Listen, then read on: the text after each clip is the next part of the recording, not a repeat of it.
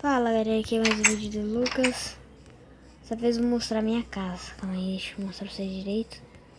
Lá em cima, que vocês estão vendo aqui, é minha casa. Lá em cima, minha laje. Esse aqui é meu.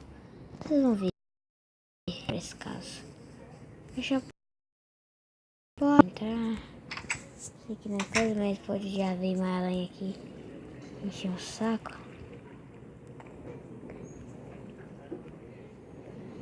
Aí eu entro na minha casa, cadê?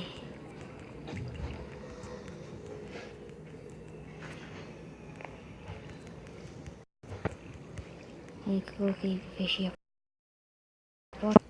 Tá difícil de enxergar. Aí aqui, galera. Aqui é a laje. Pode ser minha casa.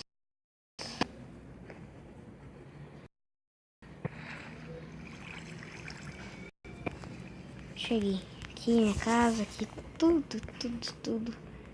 E esse que vocês não estão entendendo é o elevador. Entenderam? Elevador. Vocês devem perguntar por que elevador de água? Quando você sobe, você vai subir. Você joga, você tá tipo soltando seu peso. Quando você sobe, você vai tipo deixando você mais leve, você vai flutuar, vai subindo, entendeu? Agora no left. Lá na laje de novo.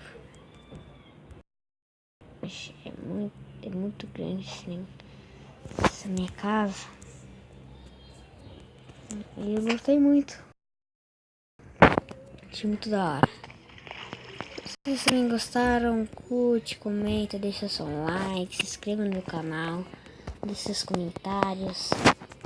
Se você quer fazer uma coisa dessa, me adicione no WhatsApp. Se vocês não têm uma conta no YouTube, se vocês não têm vídeo no YouTube, se vocês quiserem que eu poste o vídeo no YouTube, eu posto. Só me adicionar no WhatsApp.